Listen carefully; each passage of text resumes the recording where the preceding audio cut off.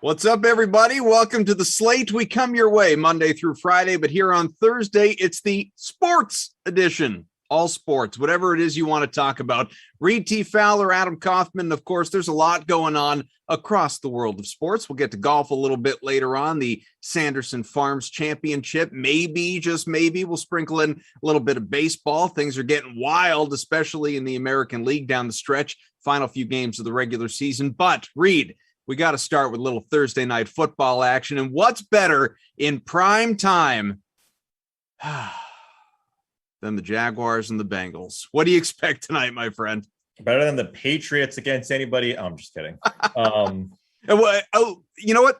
Seriously, we'll talk like Pats Bucks a little bit later on. Do you think it will be better than the game we got last week? Because we were not expecting that to be a good game. Sure enough, it was not a good game. Will this be a better game? Well, I mean, Christian McCaffrey getting hurt obviously didn't help you or anybody who had CMC, and he can make things electrifying, right? He's just an electrifying player. I would argue that if you're a Carolina Panther fan, then you really liked it. I think it can be. Look, when you talk about exciting, right? It's context. What are you talking about? Like, what do you mean by exciting? Are you going to have any action on this game? Competitive. Because I mean, competitive, probably not. I like at 7 right now where you're seeing the spread. This is a key number, right? So for anybody who's just getting into the sports betting world, dipping your toes in, there's key numbers in football that are usually like the spread, right? Like the difference between the teams that win and lose are usually between 3-7 or derivatives of that, right? Like things that have those two numbers connected with it, because field goals and touchdowns, obviously, right? That's just the difference, the delta between those two. And you don't want to bet on these key numbers because it's just there's no value in it. So you want to see this move either 6.5 or 7.5. If it's 7.5, that's a lot for Joe Burrow, right? And the Cincinnati Bengals, in my opinion, right? Like that's all. If I had to choose, I would still lean Cincinnati. Chicago, no way. Cincinnati. You know what it is? You're just so busy tweeting about Justin Fields. Oh my God, man! Chicago's involved in this. I know. I feel like I'm going to die in that like on that cross. But I would not want to bet 7.5 for the Bengals, and I'm not getting close to betting the Jaguars with Urban Meyer. Not even close, because this defense is not great. Urban Meyer is well out of his comfort zone, and we know that. We can see it already. And I think there's going to be an overreaction, or maybe there already is, Koff. Maybe that's why you're seeing this number. That first half of the Jaguars Cardinals game included a 108-yard at the end of the first half failed field goal return for a touchdown. That is an anomaly. That is an outlier in the data set. That is not going to happen every single week. And Kyler Murray throwing an interception, that's also not great, right? In terms of field position and switching it. So I think those things, although they're part of the game, can't be taken into account in the normal set of outcomes and the range of outcomes and possibilities.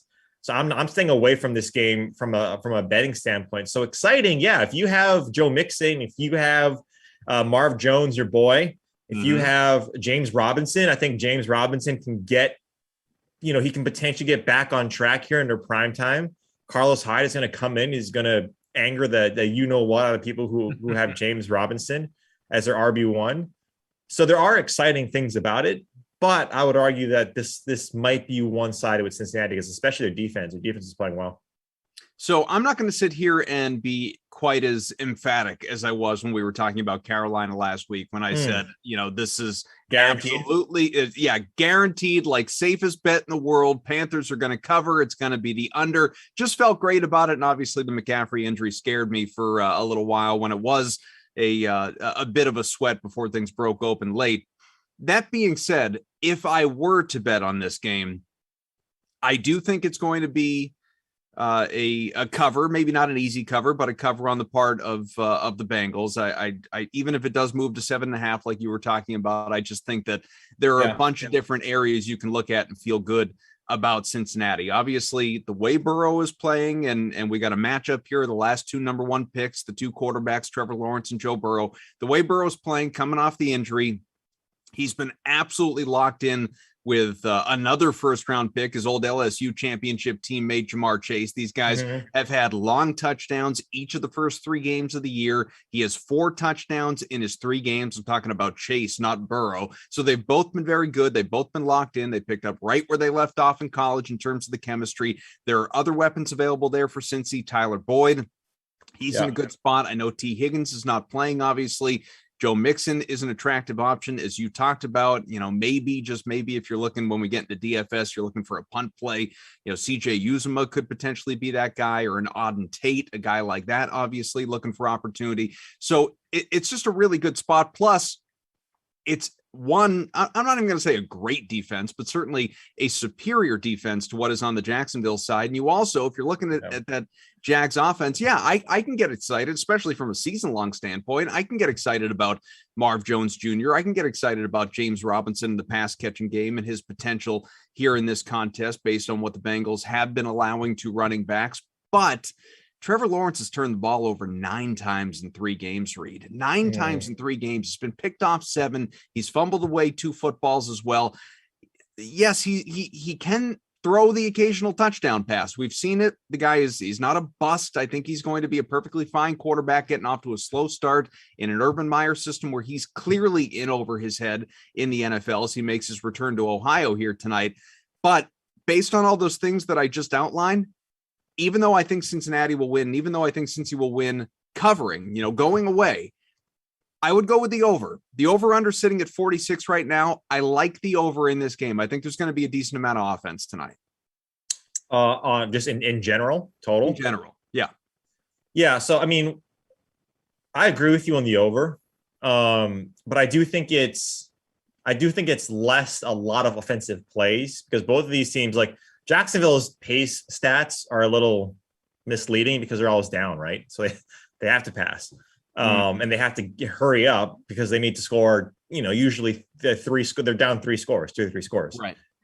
So that's a little misleading. Cincinnati is one of the slower paced teams. And if you take a look at the matchup, both from a skill set and from a offensive and defensive line standpoint, there is a clear cut advantage for Joe Mixon and this running game over Jacksonville's run defense. They are not good against their run, and their secondary also isn't well, right? So I would argue that there's a lot of offense to be had on the Cincinnati side, and maybe what we get right, because we've seen Joe Burrow, right, Kauf, and against better defenses, turn the ball over quite a bit this year already, right? Like I think he had 3 back-to-back passes that he threw an interception on, I think against the Steelers. Or maybe the game before, like 2 interceptions and like back-to-back passing attempts. So like we've seen him do that before. You like the aggressiveness, but he is also a guy that can turn over the ball. So I do think that there is an element of the defense changing and the field position shifting very quickly to where there's easy scores. The thing is, can Jacksonville convert those if they get them into 7 points? That's the big thing. And the answer right now is no, they can't. They haven't been. The answer is that they've been scoring in garbage time. So the numbers that we see are a little skewed. There was a question from P. Fooligan, like, who's the sneaky wide receiver? If you wanted a wide receiver, I would definitely go on the Cincinnati side. And Auden Tate is that guy. Very easily. T. Higgins is out. Auden Tate comes in. He's been, he's a big receiver. He can be an end or red zone presence, sort of that guy that you can, the 50-50, the jump balls he can get. He's big receiver. So he's the one guy that I would probably point to. But at the same time, Kauf, like if you wanted someone that's sneaky, I'd rather go to the running backs. Samaje Perine was someone that was involved last game. Not great in terms of he's not going to be your, Joe Mixon is getting all of the yards, all of the work. He's getting so much work. But if there's a sneaky play, if this one's going to get out of hand, Samaje Perine is someone that I'm interested in. He got 1 carry, right? 1 carry. So he's not going to be, he wasn't heavily involved last week, but he's someone that can get you, if this game is out of hand, the Cincinnati side, leverage off of that. But again, that is an extreme punt play. I'm not advising anybody go overweight on Samaje Perine because this is the Joe Mixon show. That's the one place that I would try and get sneaky in, but I don't really think you have to this week. Are there props that jump out at you? I mean, if you're looking at Odd and Tate, we're looking at it on our screens here. Over under is just 19 and a half yards for him, minus 115 either way. What jumps out? Yeah, I'd probably go to Tyler Boyd props. I think his receptions is 5.5, if I'm not mistaken. The 63 and a half the over under. So the receptions, right there, Tyler Boyd, 5.5. At minus 105, I think that's a fine price, right? So again, for anybody who's new, Tyler Boyd has to catch 6 balls for this to hit the over, and 5, because it's 5.5, right? To hit on the under. And you see that number there at minus 105. So you have to pay $105 to win 100. And so that is less, right? That is less likely to hit in their minds, as opposed to the minus 125, which is you have to lay $125. You have to pay more juice to win $100. So that's how you read those numbers. But I think Tyler Boyd is that guy. He's going to work a lot in the slot. And that matchup, and I forget I mentioned on the Sweat this morning, I forget the DB's name. I think it's Claybrooks for Jacksonville. 11 targets, 10 receptions that he's given up this year. And if Tyler Boyd is going to be a focal point of this offense from the passing side, I think that 5.5 is well in play, and you're not laying a lot of juice. You're only paying 105 to win that 100. What about Ja'Marr Chase? 71.5. Do you think, obviously we've seen it in all 3 games so far this year, his ability, his propensity even to break off a long, in this case, touchdown, but long plays in general. He's had 3 straight games where he's had at least one 30-yard or 30-plus yard touchdown. 71.5, when you start to think about that, and just the flash, the flare, the speed, the breakaway ability, agility, all of those things, doesn't seem like a big number. It doesn't, but remember what happened on, Monday night with CeeDee Lamb, right? 3 catches, 66 yards, ton of offense, but he just wasn't factored in very much, right? Because he didn't need to be. That's the problem. And I'm not saying Ja'Marr Chase is CeeDee Lamb at this point, right? CeeDee Lamb is a much better receiver, but you love the prospect of a guy like Ja'Marr Chase. If you drafted him and you didn't go into the hype and listen to the hype, and you drafted him way depressed at his ADP, good on you. But the other shoe will fall at some point, right? He's a rookie receiver, and to sustain this type of production this early is asking a lot, right? And so when you take a look, his average, yards per catch is astronomical. He's catching 3 or 4 balls for 100 yards. That's not going to sustain. So when you see a 70 point here for a rookie on prime time, that scares me a little bit. Not to say that that he won't have a good game. I'm just saying that I'd rather go to some of these more well-established guys like a Tyler Boyd from going on the receiving props, or just take it keep it simple, stupid, right? I mean, Joe Mixon, I think his rushing attempts is 19.5, if I'm not mistaken. I think that's a smash. If you're looking at props of over 19.5 receptions, if these guys win, right, Joe Mixon is going to get more than 19 attempts. If you go to RB wide receiver props, Joe Mixon is going to be that guy. And so I forget his price, but if you look at his rushing attempts, I believe it's at 19.5. He's someone that I'm really interested in. If you're looking at a bet that you want to feel comfortable with, 20.5. 20.5. Yeah, even same thing. Same thing. I think you can get to 21 fairly easily in this game. There are a lot of different options that pop out in terms of the player props, certainly for this game. I guess it depends on game script in a lot of different ways, like we were talking about. If you think it's going to be a blowout, if you think it's going to be an early blowout, if we presume that Jacksonville offense is going to have to throw the ball quite a bit in that second half with Trevor Lawrence, then make some of these guys, whether it's obviously Marv, like we were talking about, MJJ, Chark, Chenault, some of these other options, appealing. I don't know how much Dan Arnold necessarily factors in, being a newbie, a guy we talked about a little bit last week, just because, of course, he was on Carolina. He has made the career decision to focus purely on Thursday night football. So he is now, moved over to this, and next week we can talk about him playing somewhere else. But Dan Arnold, 13.5 yards is probably not going to be a big factor in this one, but that's the over-under for him. I just don't think the tight ends in general are going to be a huge factor. Now, that being said, maybe Uzma has the first touchdown of the game, but I just don't. It's, I think it's the wideouts, it's the backs. Yeah, and it's the quarterbacks. Just talking about props in general. If you take a look at this year, weeks 1 through 3, receiving props have hit the over the highest at like 56% in the first 3 weeks. Or 55%, excuse me. Passing attempts has hit at 54%. You're seeing rushing attempts at 49. So essentially like 49.6. So you can call that 50. It's a coin toss. So like, that's how you have to approach some of these props. But yeah, you're right. I think the same thing. Like, I'm not even, if we're going to like showdown as well, right? Like, captaining Trevor Lawrence is not completely, out of left field.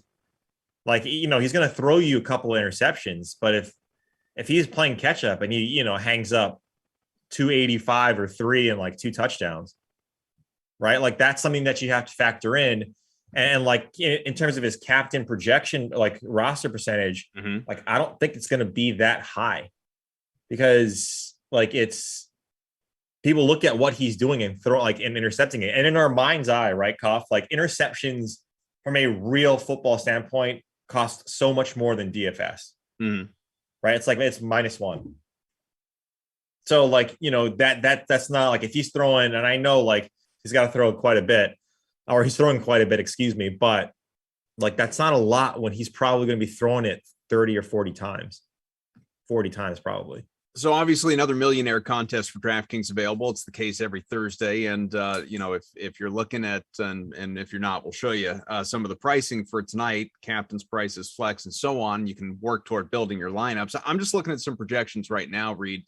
And there are a bunch of different places that offer projections, whoever you trust, whoever you like to go with, obviously. But I'm looking at some, and just some captain projections tonight, running a whole bunch of simulated lineups. And I mean, certainly it will surprise no one that it's largely on the Cincy side.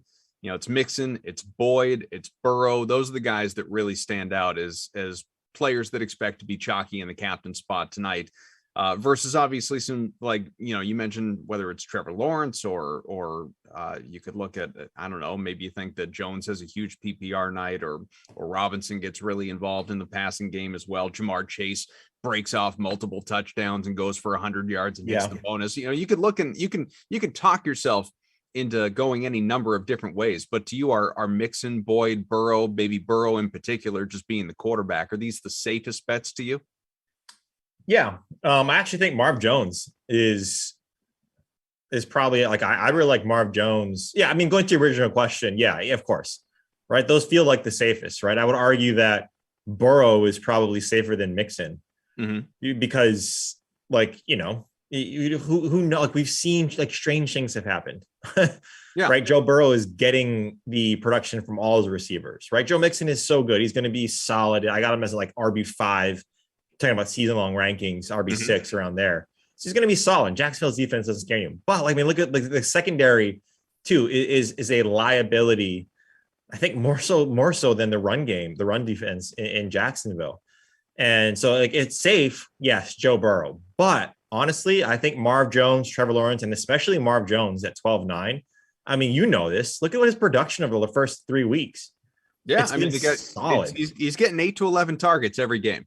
And that's going to be huge, right? Like, if he's getting it, like, Brandon Cooks, prime example, right? 15 or whatever, 18 targets the other night. And like, he was great in the captain spot, right? Just not getting those touchdowns necessarily. But Marv Jones is a guy, if you click on him, Kauf, you look at his game log, he's someone that I would want to be in on, because I don't think most people are going to go to the Jacksonville side from a captain standpoint. Look at that. Like 18, 17, 12, the 12. Yeah. Like 8 targets. You could argue, a few too many misses there. Like, the catch rate isn't great, but the targets are there consistently. That's what you have to project, right? That's the only thing that we can hope for in terms of like how to rank these guys, right? Because catching and touchdowns are, especially touchdowns are extremely variant, but the targets, right? Look at him. He's got 9 targets per game, right? Like, that is solid. And that's not going to slow down. So if he's getting you 9-10 targets, let's say he catches 90% of those, 9 catches for close to 100 yards, he can get that bonus. And if he scores, that's going to be huge. And like, I don't know the projections that you see on him, but for the captain spot, like in the stuff that I run, I think I got him at like at 6.5%, 7%. I see him projected at about, and I'm not looking at ownership, I'm just looking at fantasy points. I see him projected at about 14 points tonight. Yeah, but so that's the median, right? Like correct. And honestly, that feels a little low to me. Yeah, I agree. I think he gets you a decent amount of points tonight. So like having him in the captain, obviously you want to stack the Trevor Lawrence. And if you want to like bring it back, with some guy. Oh, look, there's cheap options on the Cincy side as well. The defense is in play, right? The kickers are in play because Cincinnati potentially might just want to rack up the points. Cincinnati's not this offensive powerhouse, but there's some cheaper options on the Cincinnati side as well to get some of these higher price guys in. I wonder with Boyd, and again, I expect Boyd to be popular, obviously, with Higgins out, Higgins being that clear number one. I wonder if Boyd, just given that these last couple of weeks, 6 targets, 9 targets, the ability, obviously, to turn those into a decent amount of production and touchdown last week for him. I wonder if he's a guy who's looking at a 20+ point night, just because, Chase gets so much attention, knowing full well what he is, that opens up a lot of opportunity for Boyd on, in terms of the secondary coverage. Yeah. And he does his work out of the slot, right? Like that's important. He's number one, like he's running routes on every single drop back, right? So he's out there potentially getting the ball, right? And his target share is fairly high as well. Like you just mentioned it. So yeah, I like it. I like Boyd a lot. I laid out the matchup. The matchup is really nice for Tyler Boyd, along with Higgins being out. And look, like I still think defenses will try and shift, get more guys in the box to stop Joe Mixon. And that's why I think these guys, these receivers, especially Boyd, if he gets single coverage, you could see a bunch of production early on in this game for Tyler Boyd. What's your view? And we'll get to the main slate here in a sec. I'm just curious what your view is of Robinson. I'm looking at his game log right now, and increased reps in terms of obviously number of touches in the run game in recent weeks, from 5 to 11 to 15. The yards have obviously jumped considerably, 25, 47, 88. But in particular, in the passing game, he's been targeted 6 times. 2 out of his 3 games. He can give you considerable yardage. He's certainly a touchdown threat. He doesn't have one yet, but just knowing that if there's one thing the Cincinnati defense has not done particularly well, it's guarded well, it's defended well against the run, but running backs are catching quite a bit out of the backfield so far early this year. Yeah, like James Robinson is uber talented. We saw it last year, right? That this guy is so good at the running back position. Versatile, right? He can catch a ton of balls out of the backfield. But I mean, this goes back to rational coaching. Like why is Carlos Hyde like getting more run than I think he should? And the reason is, right, a rookie head coach will lean on a veteran more so than someone who's only been, at this for a couple of years. And Carlos Hyde, like there's a connection with Carlos Hyde and Urban Meyer. We know that. But I mean, James Robinson, if you take a look at his game logs from last year to this year, it is completely different. The get right game was there last week, right? You saw what he did against Arizona. He was fantastic. 25 DK fantasy points. So he was great. But his snap share is 67% week 1, 68% week 2, 57.6% week 3. Like why is he only getting half of he should be getting at least 70%, 65, 70% of this, of the snaps. Like, is his pass protection not as good as someone like Carlos Hyde? Maybe, but guys are, he ran 34 routes in week 1 and just 18 routes in week 2. When these guys are playing from behind and passing so much, like, why is he only running 18 routes? Like, is the offensive line bad? And so maybe bring in some tight ends to help block or chip those DNs. I don't know. Like, I can't trust James Robinson now, but I wouldn't be surprised, Koff, if you see him tonight, show us why he was one of the best running backs last year in fantasy and just in general. So I think he's extremely talented, and now the bright lights are shining. He's going to show us why he's a good running back. I can't trust him right now in terms of a showdown if I wanted to captain him. So we see a lot of our friends in the chat: Robbie Noble, Choker, Tyrone. You got S Foot Continuation, our man Eamon out there hanging out, our producer, of course, working with all of you. And if you guys have any questions, thoughts, whatever you got, watching along on Twitch as well, we thank you for being here with us. Reid, we'll go to the main slate here in a sec, and we've got about, 15 minutes left in the show, but I have to mention this. It has struck me. This is a big deal. This is you and I. We need to make plans. We need to talk to the higher ups. We need to get our requests in, our tickets. We need to be viewed as much more important than we probably are, because we need to go to Los Angeles for the Super Bowl, my friend. The Super Bowl halftime show has been announced for February 13th. Do you know this lineup? Have you seen this lineup? I have. Well, I'm going to tell the people that have not. I knew it. Kendrick Lamar? Sure. Why not? But how about Dr. Dre, Eminem, Snoop Dogg, and Mary J. Blige? Holy cow. Let's turn back the clock and get her done. I mean, for all you, 80s and 90s babies that grew up in the 2000s, here it is, man. This is the one. Here it is. Like Dr. Dre, he was my first cassette. I'll just leave it at that. Dr. Dre. It's along with Tony. I think I had Jodeci in there as well, but I mean, Dr. Dre, Snoop Dogg's, again, his album, can't say the name, his album was... Isn't that great when you have an album that you can't say the name of? Mind-blowing. Going to Tower Records, putting on those disgusting headphones that were worn by every single person coming through there, or Sam Goody, and like getting a taste of Snoop's album. Oh, it was so good. You kids out there will never know the greatness of Sam Goody and Tower Records. Yeah, strawberries. And trying to get that plastic off the CD that you can never get the corner, and then you have to buy that thing that's for it. Sure. And then, obviously Eminem. Yes, I'm sure there's going to be other. I mean, you're talking about LA, talking about like LA's finest in terms of hip hop, and that's a pretty solid crew there. Our guy, undercover boss Tom T. Pike, he said he's just glad that Dre got out of Eminem's basement. It's huge. There's a throwback lyric for you. I love it. I am in, man. I am in. I want to go. You want to go to the Super Bowl? Oh, yeah. So does everybody else. Yeah, but I want to go for the halftime show. Got it.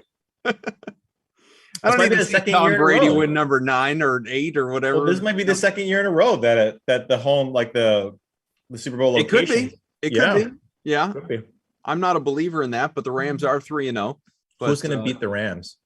I don't know. The Bucks, the Packers. The Bucks, who just got demolished last week by the Rams. Okay. Please. Yeah. How often does Tom Brady lose to the same team twice in a season? There's a stat out there somewhere. I just can't recall it. Yeah, it's not much. That's the answer to the trivia question. All it takes is one. Let's talk about that. Let's talk about the main slate a little bit. The far and away, Reid, and it's not even my personal bias. It's a pretty big deal nationally. The biggest game in regular season Boston sports history, period. Okay. Yeah. And certainly the biggest game in the NFL this weekend in terms of anticipation. And I would say all season long in terms of anticipation, just because of the narrative, not necessarily the game itself, is of course Tom Brady's return to Foxborough to face Mac Jones and the Patriots. Brady, who, if anyone was either listening to his press availability earlier today or paying attention on social media, I don't know if he just lost his voice. He sounds really hoarse. He kind of looks not great by Brady standards. He's a very handsome gentleman. Looks under the weather, though. He doesn't seem to be feeling quite right. And, of course, was making no excuses, wasn't acknowledging anything other than, I don't know what's up. I got to figure it out. But, yeah, it doesn't look or sound great. I'm sure that'll all be worked out in the next few days. 7-point favorites at last look. Let's see where it is exactly. 6.5-point favorites going to New England to face the Patriots. What are your expectations for this game? So, one, I'm glad you qualified, your statements about this being the most anticipated in Boston sports Yes, I'm not gonna say all time ever anywhere. Right. Okay. I have some dignity. That's why I said I appreciate you qualifying those statements Yes. from a local and regional standpoint. Yes. Because people in the West Coast in Los Angeles could care less about this Patriots team. But the game itself, you're absolutely right. I do think that a lot of us will be watching. It's like a car accident, right? It's like a car accident that you just gotta see it. Where everyone's still safe, where everyone's safe, walks away safe. Yeah. That you have to watch. You have to. I was in my kitchen washing a dish. I heard it and I came out. Yeah, I don't even like jelly. Yeah. Thank you. Go ahead. But I mean, outside of being repetitive, I do think there is still some value from a fantasy standpoint with the Patriots, especially Mac Jones and Jacoby Myers. I think Mac Jones is someone who's going to be passing quite a bit. And we know that when that happens, he's not great at real football, but still, like I mentioned, if he's throwing 2 interceptions, which I don't think that's, going to be, it's going to happen again with this secondary, right? Maybe, but with the secondary, I wouldn't, I don't trust them that much on the Tampa Bay side. And Jacoby Myers could be the only guy getting targets. We talked about targets. He could get 19 targets this week in this game. So I do think that Jacoby Myers and Mac Jones are viable. Everybody else on the Patriots, I wouldn't want to touch with 10-foot pole. Damian Harris, sit. Because, look at this team, right? Look at this Tampa Bay team and their strength. Damian Harris is a north-south runner. They have linebackers and they have defensive tackles that will eat Damian Harris up and take away the Patriots' ability to slow down the game. And so when you take a look at that, I do think Jacoby Myers and Mac Jones are the only viable options that I would be comfortable with. From a betting standpoint, I don't want, I would lean obviously to the Patriots side, or excuse me, the Buccaneers side. At 6.5. I do not see how the Tom Brady doesn't beat this team by more than a touchdown. They have Antonio Brown back. Gronk he wasn't practicing, but it sounds like he's going to be okay and fine and active for Sunday. So all of the hoopla, all of the pregame stuff, all of the yesterday or last week when they were showing all of the teasers for this game, it's all theatrical and the NFL loves it. But yeah, I'd rather stay away from this game and just watch it as opposed to bet on it, because the value obviously is not going to be on the Bucks because you have to lay 115 for a touchdown, but I can't see how it doesn't. So in the interest of time, then, what are some games you would be interested in betting on Sunday? Yeah, staying away from that Houston-Buffalo game. I do not want to touch that at all. 17. That's ridiculous. That's like week 1 in the end, in college football. Yeah. That's just something that I'm not interested in at all. I think, Ulrich was talking about the Cardinals are valued at 4.5. I'm not too keen on that. I think these teams play each other hard. I think it's a lot closer than that. Mm-hmm. The team that the one that I'm looking at is this Denver and Baltimore game. Baltimore hasn't looked good at all, right? And they haven't covered well at all. And Lamar Jackson now is not practicing. He hasn't practiced in back-to-back days, I think, for the first time in his short career. So that's scary. But Denver their defense hasn't really played anyone like Lamar Jackson, and most defenses haven't. And if you're Jim Harbaugh and you look at the last few weeks of your team, I would argue that getting getting a point, which is essentially a pick 'em here, and Broncos, right, are only 1 point favorites. You account for home field, right? This could go, in my opinion, either way. So Baltimore right now is presenting some value. So that's what I'm interested in. And Green Bay at home against Pittsburgh. They look bad. They are struggling. Their receivers are hurt. Chase Claypool popped up on the injury report today late, and that's never a good sign. Ben Roethlisberger is getting eaten up by the turf monster. And the Packers are rolling, man. The Packers are rolling right now. And I don't see how they stop Adams, Jones, Rodgers, anybody for that matter. So I do like Green Bay getting 6.5 under that key number, or giving 6.5 under that key number that we talked about at -115. Now, just staying near and dear to your heart, and you wish I was talking about the Raiders. I'm not. I'm talking about a team that you just can't stop tweeting about, the Chicago Bears and Justin Fields. I want to give you an opportunity. I want to let you get on your soapbox here. The Bears obviously are at home this week. They are favored by 3. So basically a pick 'em against Detroit, getting the points just being at home. Will Fields, 1, be playing, and 2, will he be unleashed? Well, it depends, right? It all depends. Life is about circumstance here in context. Kaufman. Here I thought it was a box of chocolates. Yeah. Part of me, so I'm gonna take this in 2 parts and I'll be quick with it. Part of me wants Detroit to win this game, right? Division game, Chicago needs to win it. Matt Nagy needs to win it. And I want him to not win. And I don't mean that because I know these guys work their what's left to get in position. And it pains me to say that, but he's not equipped to be a head coach. We see this all the time. We see it with Adam Gase, right? Mm-hmm. We see it with these coaches that have too much of a me mentality that you have to fit in my system. So I was talking with Jeff and Emerson about, you do not draft Justin Fields to play him like Andy Dalton and every other quarterback in the NFL. You draft Justin Fields because he is a talent that can transcend normal offense that defenses potentially can't guard against, right? If he's a running quarterback, you can't put a linebacker on him, because if you do, then that means someone is single covered, right? Whether it be Darnell Mooney, whether it be Allen Robinson, whether it be Cole Kmet, whether it be Montgomery out of the backfield, that's what you do. It's mismatches. So part of me wants him to lose, because if you can't see that, then he doesn't deserve to be a head coach. Having said that, right, like if Justin Fields is playing, and it sounds like Matt Nagy might relinquish the offensive play calling this game. That's the early reports. The beat reporters have kind of had that. There's like some chatter about that. If that's the case, you might see a completely different team and a completely different Justin Fields. And if that's the case, then Chicago, I do think, wins this game, because this defense, remember at halftime, last week, it was a 7-point game. Chicago was only down 3-10 at halftime. So it's not the defense's fault. They're playing well. It's the offense. So I do like Detroit if Fields, if it's still Matt Nagy, or if it's Foles, if God forsaken, if it's Foles, he should be fired on the spot. Matt Nagy, if he rushes Foles out there. If not, if it's Fields, and I don't think Dalton's playing. If it's Fields, then I do think that gives them the better chance to win and cover this. We got to believe Detroit's due, right? Has to happen at some point here for the Lions. Look, I mean, yeah, it does. But like, again, do they have the defense to stop a guy like Justin Fields?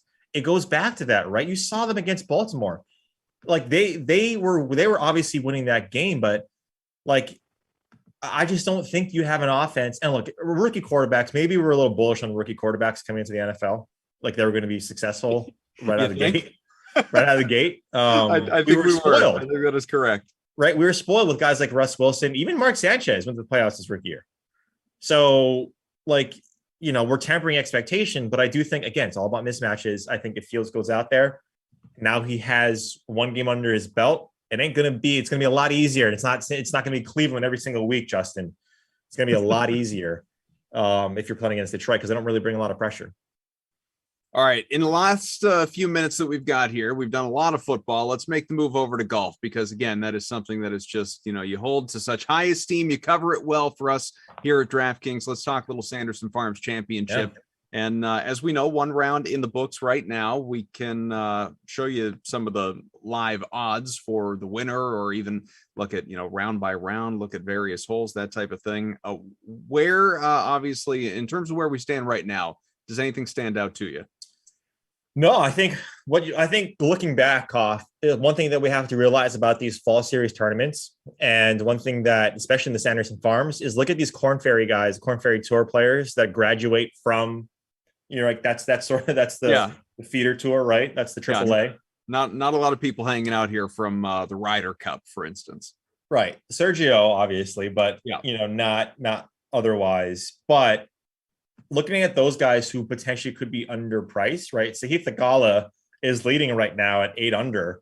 Mm-hmm. And you can get him at plus 1,400. Like, I don't think he closes this one out. You see Hoffman up there. You see Hadwin, Lucas Glover. I think Corey Connors is the one guy that I'd be interested in. Like Corey Connors, when he gets the putter going, guys, like that is something that you have to focus on. And right now, he ranked 50th in strokes gained putting this week. That's actually good for Corey Connors, right? As long as he's not like, that's the top third in the field in putting. So Corey Connors is someone I'm very interested in because the ball striking is there. He's fantastic. He was 8th in approach today. You need that at this course. You also need off the tee, and he's one of the better guys. He's really consistent in terms of off the tee and accuracy. So he's probably the one guy that I'm interested in. But the Sanderson Farms, like guys can go extremely low here. We've seen it all the time. We've seen 13 first-time winners here. I think 6 in the last like 7 or 8 years. First-time winners have won here. Even Sergio won in his first time teeing it up at this tournament last year. So look for those guys. You know, Corey Connors already has 1 under his belt, but you know, at the same time, I think he's primed. He's positioned very well when it comes to winning this golf tournament. Other guys, you know, HV3 played really well, but he's obviously there at plus 1,000. And Kurt Kitayama, he's a guy that's been on the European tour. He's been a guy that's been grinding, like a la Brooks. He's also someone too that you can't sleep on. I think Kitayama is definitely someone that is going to make some waves in the fall series and someone that we need to keep our eye on for the rest of the season. Connors, of course, just 3 off the lead right now through round 1. He's 5 under, so tied for 6th. He's certainly in striking distance with a long way to go. Anyone that didn't perform so well on day 1, though, that you think deserves respect and attention going into round 2? I mean, Matt Wolfe. I mean, he like 4 under. He shot 4 under, but he, in terms of attention, like maybe he's 103rd right now in approach. Like that's not good. Like a lot of it was putting for him. He's great off the tee. He was a big name that a lot of people liked coming into this week. So he's at 4 under. It's not bad, but that kind of gives me a bad feeling with him hitting his irons that poorly. I don't know if he can potentially sustain it. But I mean, other guys that we thought, like I thought Patrick Rogers was going to do well. It's still early. He's at 1 under through 18. He did not do well. He's 125th or 127th, I believe. 125th in strokes gained approach. That's not good. Not going to cut it. He's someone that I thought was going to do well. Mito Pereira. He's also someone too that I think I don't know. Did he finish? I don't know if he finished. He's someone who's at 1 under through 12.